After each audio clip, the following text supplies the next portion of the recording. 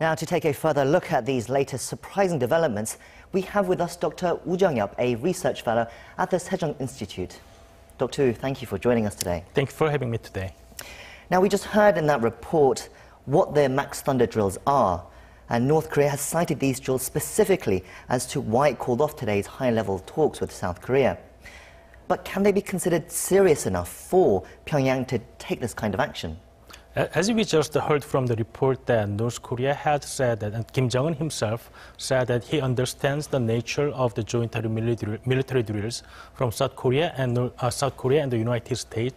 So it's quite unexpected development very suddenly this morning. And I think that they know that the nature of this Max Thunder military drill is defensive in nature, and also it has been scheduled way in advance. And when they set up the date for the high-level talks, they already know that this Max Thunder drill is going to be continued in the period. So I think that the reason why they canceled the meeting, and specifically the reason of the cancellation is the Max Thunder, I think it's a political reason inside rather than the Max Thunder drill itself threatened the security of North Korea this time. So yes, as you mentioned, like if we look at the series of events that happened, Max Thunder drills were planned way in advance, and they began on the 11th last week, and then 4 days later on the 15th, the North Korea contacted the South and let's hold high-level talks. But then suddenly this morning they say, we're going to cancel because of the drills. I mean, what I don't understand is they must have known, I mean, they knew that the Max Thunder drills were being held. But why suddenly come out and say, you know, that's the reason why we've cancelled? There are so many things that we cannot explain for North Korea's behavior so far. However, I think that the first impression that I got from this today's message from North Korea is that if they are not satisfied with certain South Korea's behavior, then they have now channels to talk about that issue. So after the April 27th summit between President Moon Jae-in and the Chairman Kim, that I think they are confident in establishing the channels to talk through between two Koreas if it's not for the President or Chairman himself. So I think that the reason why they canceled the meeting today for the Max Thunder drill this time is that maybe there is a problem domestically within North Korea that they have to, there's some dissatisfaction maybe from the hardliner in the military, or there are some factions in North Korea that they are not really satisfied with this rapid process of peace process and denuclearization talks with the United States. So maybe they need to say to their own people that we are not just to go with the United States coercive measure of diplomacy, but we are going to do in our own way to show that they have to show some of their strengths. And one of their strengths is that cancellation of meetings in their own way, even though United States and South Korea is expecting.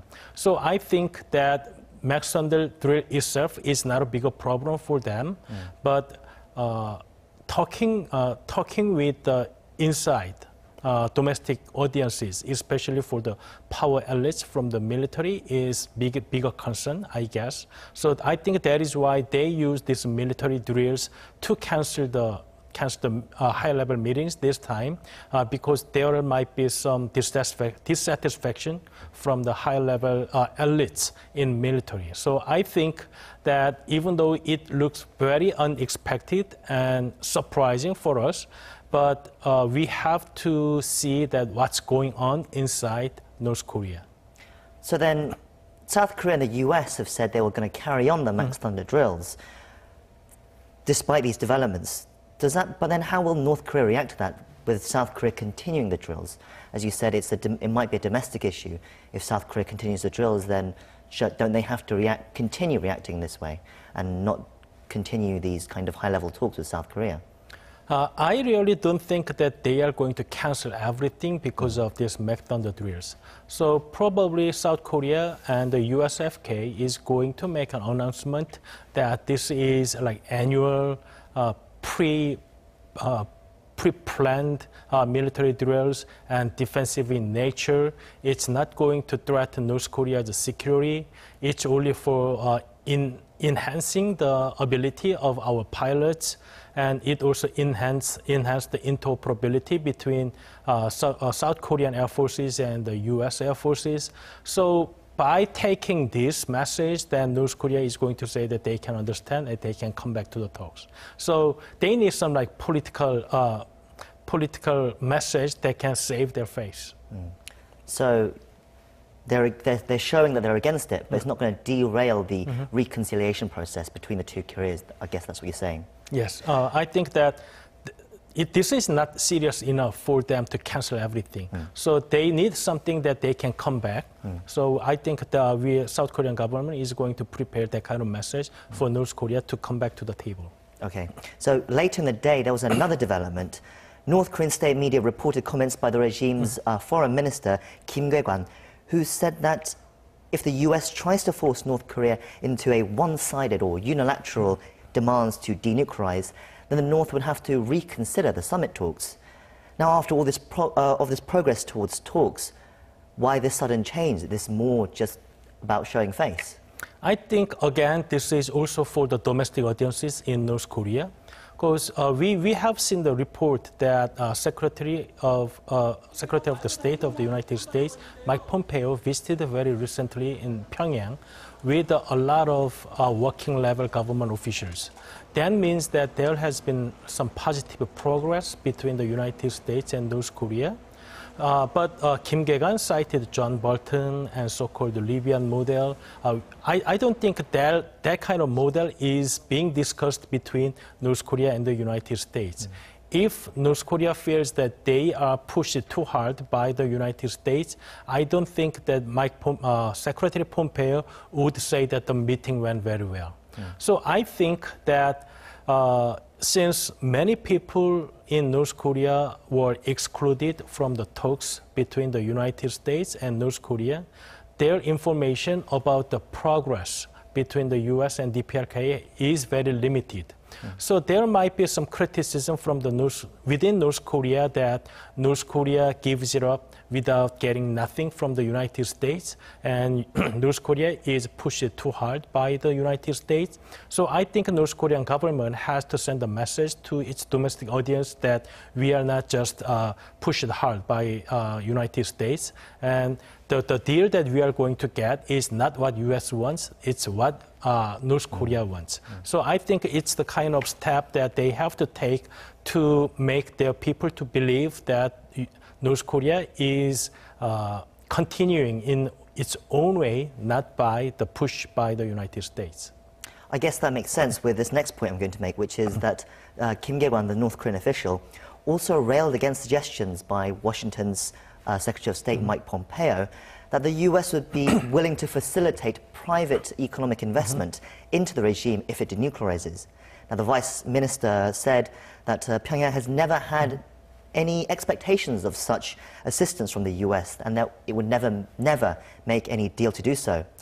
To me, it seems like the North's pride has been hurt over the suggestions that it needs handouts from the US. It seems like it's trying to send a message to its domestic audience, as you said. So we have to see what kind of messages has been delivered to the domestic audiences inside North Korea. So like for over last 30 years, North Korean regime has pushed forward having nuclear weapons to go against this like so-called imperialistic United States, and imperialistic United States threatens North Korea's security. So that is why they have to develop nuclear weapons. So for developing nuclear weapons, North Korean people has to endure economic hardship. So actually it justifies North Korea's regime's survival within North Korea. But for denuclearization, they have to turn it over.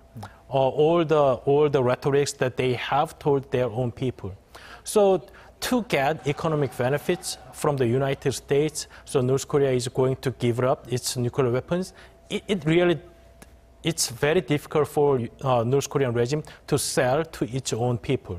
So that is why I think Kim Gae-kan mentioned this. North Korea is giving up nuclear weapons not for the economic benefits, possible economic benefits from the United States, but North Korea itself is going to decide to do this for the international peace in that kind of rhetoric.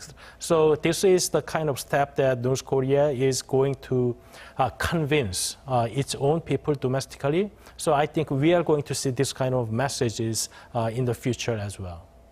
So in your opinion, Dr. Wu, right now, you don't think there's a chance that the North Korea-US summit could be cancelled? For now, anyway, you're thinking?